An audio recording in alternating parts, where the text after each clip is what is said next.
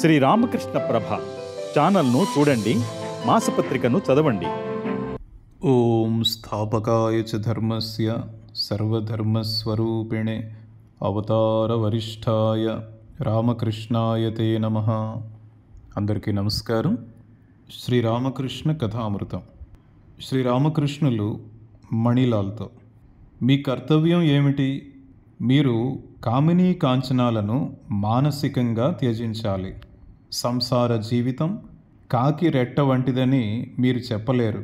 గోస్వాములు గృహస్థులు, అందుకే వారితో నేను మీరు ఆలయాలలో పూజాధికాలు నిర్వహించవలసి ఉంటుంది. సంసారాన్ని మీరెలా త్యజించగలరు? మీరు సంసారాన్ని మాయా అంటూ త్రోసిరాజు అనలేరు అని అన్నాను. ప్రాణికోటి పట్ల దయ, వైష్ణవులకు సేవ, నామ సంకీర్తనలు ఇవే గృహస్థుల కర్తవ్యాలని శ్రీ చైతన్యులు చెప్పి ఉన్నారు. ఒకమారు కేశవ్ సేన్ ఆయన ఇప్పుడు మనలను రెండూ చేయమని చెబుతున్నారు, కానీ ఏదో ఒకరోజు కాటు వేయనే వేస్తారు అని చెప్పాడు. అది నిజం కాదు. నేనెందుకు కాటు వేయాలి? మణిమల్లిక్: స్వామి, మీరు కాటు వేస్తూనే ఉన్నారు. శ్రీరామకృష్ణులు నవ్వుతూ: ఎందుకు? నువ్వు గృహస్థుడవు, దానినెందుకు పరిత్యజించాలి? ఎవరి ద్వారానైతే భగవంతుడు లోక శిక్షణ వనగూరుస్తాడో వాళ్ళు సంసార జీవితాన్ని త్యజించటం అవసరం. ఆచార్యునిగా ఉన్న వ్యక్తి కామినీ కాంచనాలను పరిత్యజించే తీరాలి. లేకుంటే లోకులు అతడి ఉపదేశాలను స్వీకరించరు. అతడికి ఆంతరంగిక వైరాగ్యం మాత్రమే చాలదు, బాహ్య త్యాగము ఉండాలి.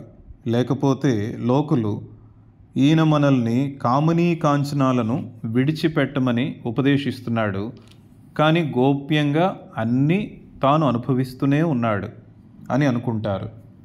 ఒక వైద్యుడు రోగికి మందు వ్రాసి ఇచ్చి, మరో రోజురా, పథ్యపానాదుల విషయం అప్పుడు చెబుతాను అన్నాడు. ఆ రోజు అతడి గదిలో బెల్లం ఉన్న జాడీలు కొన్ని ఉన్నాయి. ఆ రోగి ఇల్లు సుదూరంలో ఉంది. పిదప ఒకరోజు ఆ రోగి వచ్చి వైద్యుణ్ణి చూశాడు. అప్పుడు వైద్యుడు అతడితో, ఆహారం విషయంలో జాగ్రత్తగా ఉండు, బెల్లం మాత్రం తినకు అన్నాడు. రోగి వెళ్ళిపోయాడు. అక్కడున్న ఒక వ్యక్తి వైద్యునితో, అవును, అతన్ని ఎంత దూరం రప్పించి కష్టపెట్టడం ఎందుకు? ఈ ముక్క ఆ రోజే చెప్పి ఉండవచ్చు కదా అన్నాడు. వైద్యుడు నవ్వుతూ, దానికి ఒక కారణం ఉంది. నాడు ఈ మాట చెప్పి ఉంటే అతడికి నా మాటపై గురి ఏర్పడి ఉండేది కాదు. ఇతడి గదిలో ఎన్ని బెల్లం జాడీలు ఉన్నాయి, కాస్తైనా ఇతడు ఖచ్చితంగా తింటూ ఉంటాడు.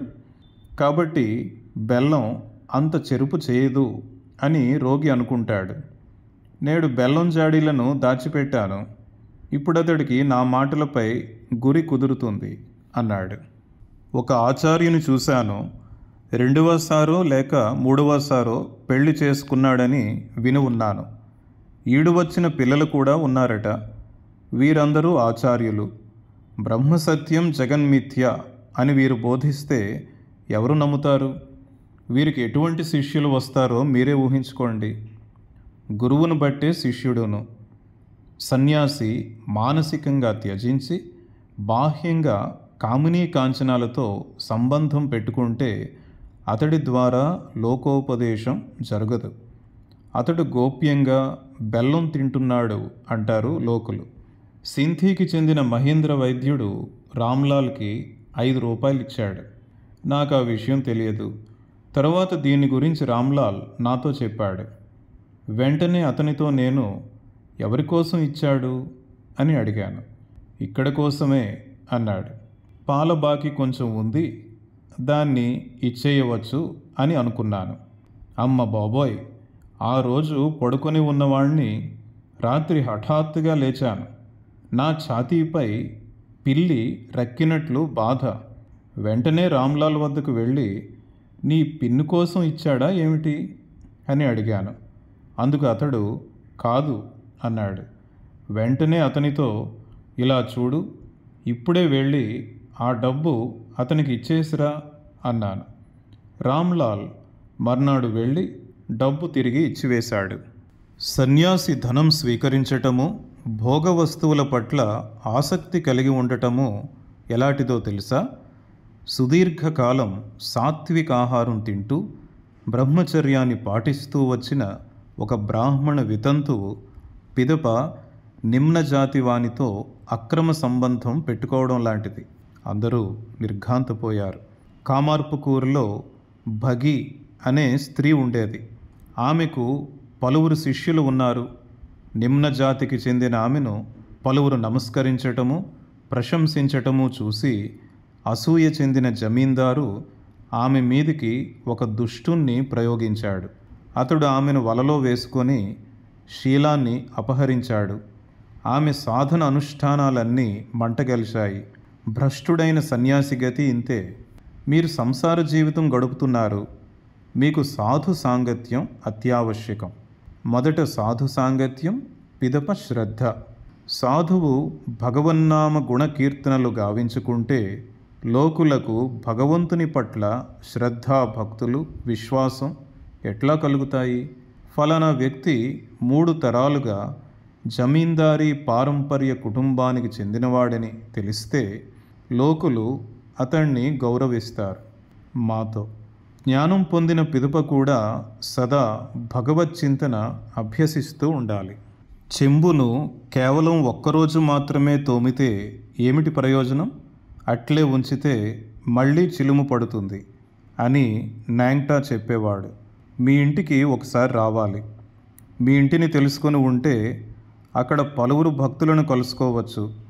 ఒకసారి ఈశాన్ను చూసిరా మణిలాల్తో. నాడు కేశవ్ తల్లి ఇక్కడకు వచ్చింది. ఆమె కుటుంబంలోని పిల్లలు హరినామ కీర్తన చేశారు. ఆమె వారి చుట్టూ తిరుగుతూ తప్పట్లు కొడుతూ ఆనందించింది. వదనంలో పుత్ర శోకం కానరాలేదు. ఇక్కడకు వచ్చి ఏకాదశి పాటించింది. జపమాలతో జపం కూడా చేసింది. ఆమెలో భక్తి తత్పరతను గాంచాను. మణిలాల్. కేశవ్ సేన్ తాతగారైన రామ్ కమల్ గొప్ప భక్తుడు. తులసి తోటలో కూర్చొని నామజపం చేసేవాడు. కేశవ్ తండ్రి అయిన ప్యారీ మోహన్ కూడా వైష్ణవ భక్తుడు. శ్రీరామకృష్ణులు. తండ్రి అట్టివాడు కాకుంటే అలాంటి కుమారుడు జన్మించడు. విజయ్ సంగతే తీసుకోండి. విజయ్ తండ్రి భాగవతం పారాయణం చేస్తూ పారవశ్యంలో మునిగిపోయి బాహ్య చైతన్యాన్ని కోల్పోయేవాడు. విజయ్ కూడా అప్పుడప్పుడు హరి హరి అంటూ లేచి నిలబడతాడు. ప్రస్తుత కాలంలో అతడు గాంచుతూ ఉన్న భగవద్ దర్శనాలన్నీ యథార్థాలే. ఊసర వెళ్ళి కొన్ని వేళల్లో ఎరుపు, నీలం, ఆకుపచ్చ రంగులలోనూ, కొన్ని సందర్భాలలో ఏ రంగు లేకుండాను ఉండేటట్లుగా భగవంతుడు సగుణుడుగాను నిర్గుణుడుగాను ఉంటాడని విజయ్ చెప్పాడు. విజయ్ సరళ హృదయుడు. అమిత ఔదార్యం, సరళత్వం లేకుండా భగవంతుని పొందలేం. విజయ్ నిన్న అధర్ ఇంటికి వచ్చి ఉన్నాడు. ఆ ఇంటిని తన స్వంత ఇల్లుగాను, ఆ ఇంటి వారిని తన బంధువులుగాను అతడు పరిగణించాడు. విషయ వాసనలు నశించనిదే సరళత్వము, ఔదార్యము జనించవు. ఇక్కడ రామకృష్ణుల వారు గృహస్థులు కామినీ కాంచనాలను మానసికంగా త్యజించాలని, అయితే ఆచార్యులు, సన్యాసులు ఈ కామినీ కాంచనాలను మానసికంగా అదేవిధంగా బాహ్యంగా కూడా త్యజించాలని ఉదాహరణలతో చక్కగా వివరించడం జరిగింది. అదేవిధంగా జ్ఞానం పొందిన తరువాత కూడా భగవత్ చింతన అభ్యసించాలని, అది కూడా చెంబుని ఏ విధంగా అయితే ప్రతిరోజు తోమినప్పుడే అది చిలుము పట్టకుండా ఉంటుందని ఒక ఉదాహరణ ద్వారా తెలియజేయడం జరిగింది. తల్లిదండ్రులు బట్టే సంతానం కూడా సత్వగుణం గలవారు జన్మిస్తారని, అదేవిధంగా అమిత ఔదార్యం, సరళత్వం లేకుండా భగవంతుని పొందలేమని, ఈ సరళత్వము, ఔదార్యము జనించాలి అంటే విషయ వాసనలు పూర్తిగా నశించాలని, విషయ వాసనలు నశించినప్పుడే ఈ సరళత్వము, ఔదార్యము జనిస్తాయని రామకృష్ణుల వారు చెప్తున్నారు. అందరికీ నమస్కారం.